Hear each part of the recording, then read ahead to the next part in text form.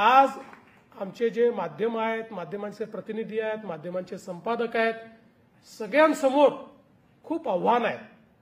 समाजामध्ये इतकी सगळी कामं करत असताना ते आणि त्यांचे परिवार वेगवेगळ्या आव्हानांचा सामना करत असतात। अनेक वेळा दिवस दिवस रस्त्यावर राहणारे पत्रकार हे कुठे राहतात याचीही कोणाला कल्पना नसते, त्यांची अवस्था काय आहे हे देखील माहिती नसतं।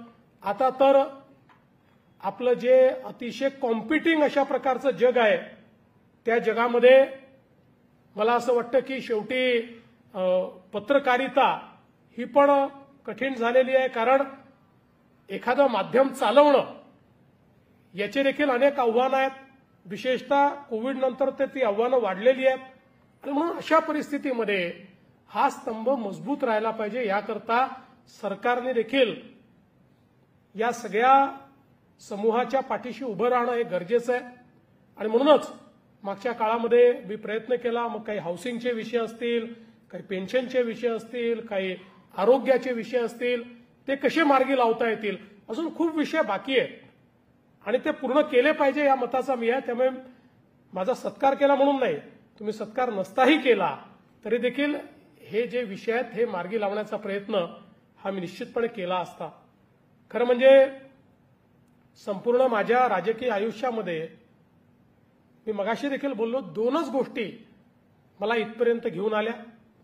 पहिली गोष्ट म्हणजे पेशन्स, आणि तुम्हाला सिक्रेट सांगतो की मी चिडलेलो असं जर तुमच्या लक्षात आलं तर तुम्ही हे समजून घ्या की मला भूक लागली आहे। मी भूक लागली तेव्हाच चिडतो, मला काही खायला दिलं तर मी शांत होतो, बाकी मला फारसा राग काही येत नाही। आणि हा जो काही पेशन्स आहे तो पेशन्स आणि दुसरी सकारात्मकता, मला भेटलेल्या प्रत्येक व्यक्तीमध्ये काहीतरी चांगलं आहे हे पाहण्याचा प्रयत्न मी करतो आणि कुठलंही काम माझ्याकडे आलं, काही कामं होतील काही होणार नाही, पण सकारात्मकतेनं ती कामं करण्याचा प्रयत्न करतो। आणि म्हणूनच म्हणजे तुम्ही फिनिक्स नाव दिलं, खरं म्हणजे मी काही राखेतनं उभा झालो नाही, पण अनेक वेळा लोकांना असं वाटलं की माझी राख होते आणि तेवढ्यात मी आपली भरारी घेतली।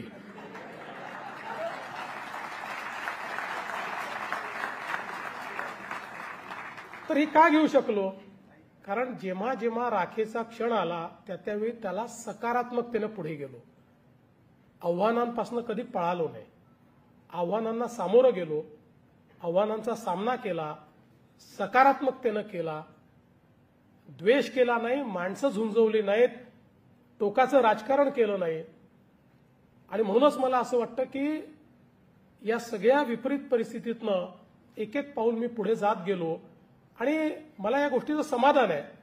मागे वळून जेव्हा पाहतो त्यावेळेस एक 25 अशा गोष्टी मी सांगू शकतो की ज्या गोष्टी ज्या जनरेशनल आहेत, ज्या अनेक पिढ्यांच्या कामी येतील अशा करू शकलो, त्या गोष्टी घडवण्याचं भाग्य मला लाभलं। मला असं वाटतं याच्या पाठीमागे ही जी एक सकारात्मकता मी नेहमी ठेवलेली आहे ती सकारात्मकताच याच्याकरता कारणीभूत आहे। आणि म्हणून मला असं वाटतं की आज हा जो काही पुरस्कार या ठिकाणी मिळालेला आहे आणि तोही मला पुन्हा याचा उल्लेख केला पाहिजे की गुरुदेव श्री श्री रविशंकरजी यांच्या हस्ते पुरस्कार। गुरुदेव हे केवळ एक स्पिरिच्युअल गुरु नाही आहेत, तर स्पिरिच्युअलिटी सोबत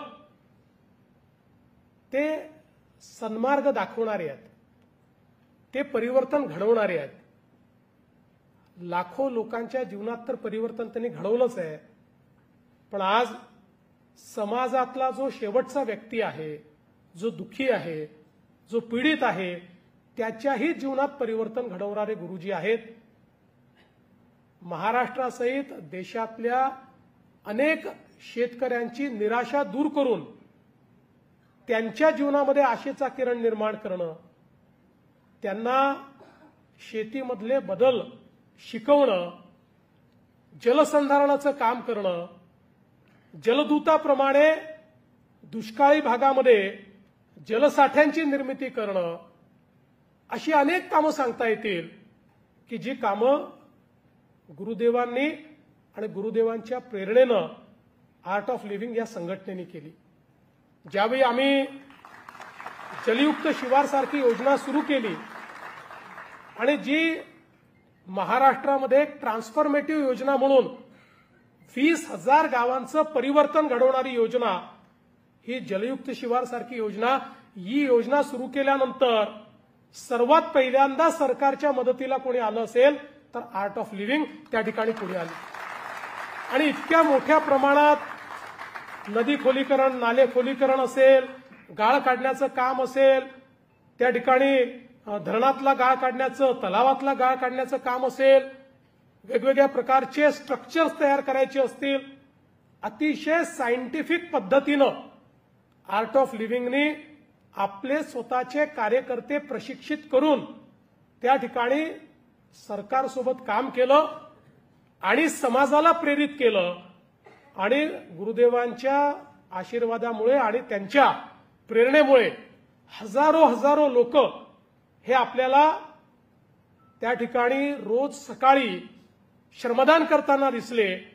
आणि आपण आपल्या जीवनात परिवर्तन घडवू शकतो हे आर्ट ऑफ लिव्हिंगने अनेक गावातल्या लोकांना शिकवलं. जलसंधारण झालं, मग पीक पद्धती झाली, मग त्याच्यामध्ये प्रयोग झाले, मग सेंद्रिय आपल्याला पीक पद्धती कशी करता येईल याचा विचार झाला, गोवंशाचा विचार झाला. एकूणच जे काही आपलं अर्थकारण आहे आणि ग्रामीण भागातलं अर्थकारण आहे याच्यावर एक सकारात्मक बदल घडवण्याचं काम हे गुरुदेवांनी केलं. आणि आजही ते काम अखंडपणे त्यांचं चाललंय. महाराष्ट्रात चाललंय, महाराष्ट्राबाहेर संपूर्ण भारतामध्ये चाललंय. आणि हे जे आर्ट ऑफ लिव्हिंगचं काम आहे हे अनेक देशांमध्ये देखील त्या ठिकाणी चाललेलं आहे. आणि म्हणून मी पहिल्यांदा जो उल्लेख केला की आज भारतीय संस्कृती, भारतीय योग पद्धती, भारतीय चिकित्सा पद्धती या सगळ्या गोष्टींना एक जागतिक मान्यता मिळते आहे. त्याच्या पाठीमागे जी मंडळी आहेत त्यात प्रामुख्यानं गुरुदेवांचं नाव आपल्याला घेता येईल की ज्यांनी आपल्या भारतीय संस्कृतीला, योग पद्धतीला, चिकित्सा पद्धतीला जगामध्ये मान्यता मिळवून दिली. आणि मला आजही आठवतं की त्यांनी दिल्लीमध्ये जे ग्लोबल हार्मनीचं एक संमेलन घेतलं होतं, जगातल्या शेकडो देशातनं विविध त्या ठिकाणी पंथाचे लोक, विविध धर्माचे लोक, विविध विचाराचे लोक हे सगळे एका मंचावर आले होते. ज्या प्रकारे स्वामी विवेकानंदांनी धर्म परिषदेमध्ये भारतीय विचारांना जागतिक वारसा मिळवून दिला, त्याचंच प्रत्यंतर हे यमुनेच्या तीरी आम्ही गुरुदेवांच्या माध्यमातनं त्या हार्मनी परिषदेमध्ये बघितलं.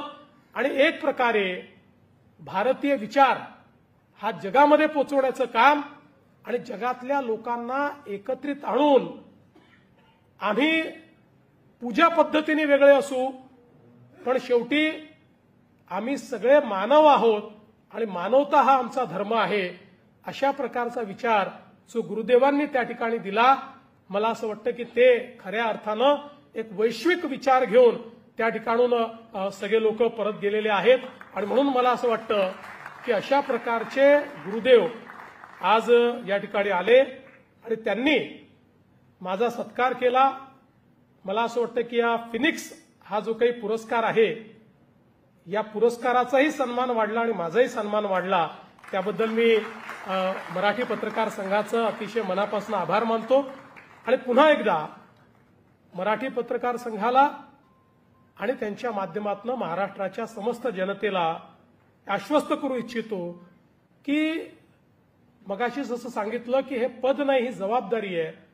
ही जबाबदारी प्रामाणिकपणे आणि पूर्ण क्षमतेनं या ठिकाणी पार पाडत महाराष्ट्राला सर्वोच्च स्थानावर न्यायचं हा जो आपला प्रयत्न आहे तो प्रयत्न सातत्याने मी करतच राहीन. आणि या प्रयत्नामध्ये हा जो काही फिनिक्स सन्मान सोहळा आहे, हा जो पुरस्कार तुम्ही दिलेला आहे, या पुरस्कारामुळे हे कार्य करण्याची शक्ती माझी द्विगुणित होईल हा विश्वास मी व्यक्त करतो. पुन्हा एकदा आमच्या मराठी पत्रकार संघाचे आणि आमच्या चारही संपादकांचे अतिशय मनापासून आभार मानतो, गुरुदेवांचे आभार मानतो आणि माझं बोलणं संपवतो. धन्यवाद. जय हिंद, जय महाराष्ट्र.